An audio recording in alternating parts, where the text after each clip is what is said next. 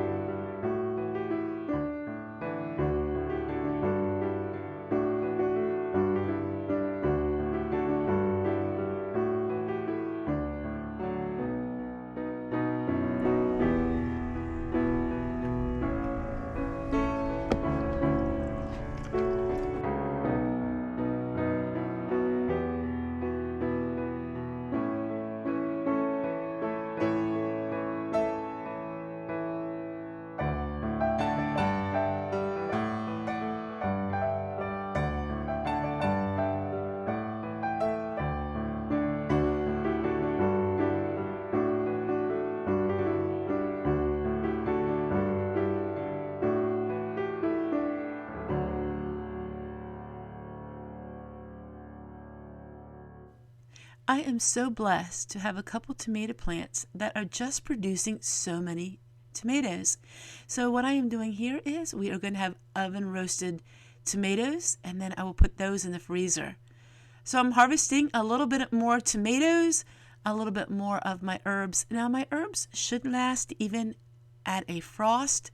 It has to get down to about 18 to 20 degrees before all of my herbs are gone. But I'm going to show you here my tomatoes in a moment that I harvested, and the lemon verbena will not last very long.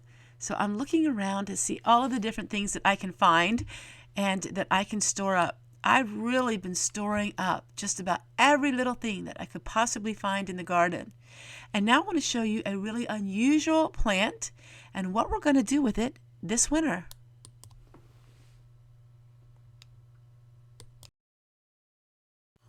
One plant that will not survive the frost is my Job's tears. So what I'm harvesting is Job's tears, and it's a little bead. Now I think you can grind it into a grain, into a flour, but most of the time people use these to make prayer beads.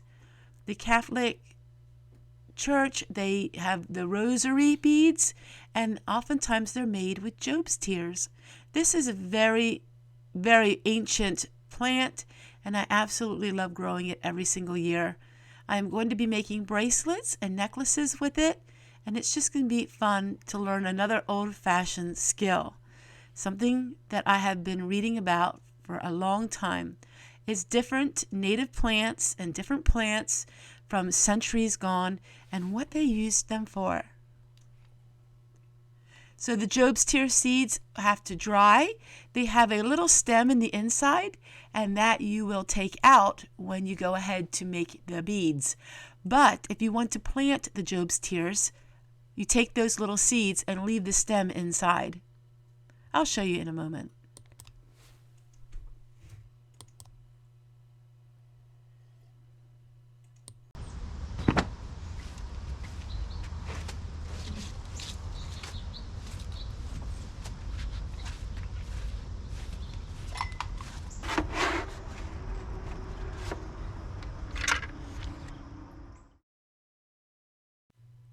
As you can see, my greenhouses aren't just for growing things. I dehydrate a lot of things in the greenhouse, and I use them all year round, even in the wintertime. The only time I don't really use it is if we have a deep snow. So the Job's tears will sit there for about 2 weeks. And now it's getting towards evening time. I want to show you the chicken and just show you what the rest of my day looks like.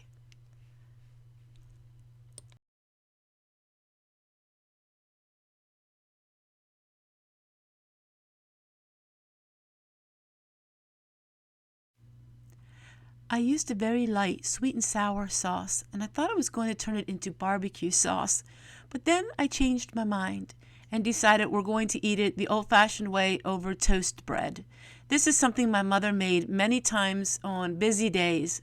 And then the rest of the chicken, I ended up putting some more barbecue sauce to it and have that as sandwiches. I guess you would call this an open-faced sandwich, and it was so good. It's something so quick and easy to make, and it's nourishing as well.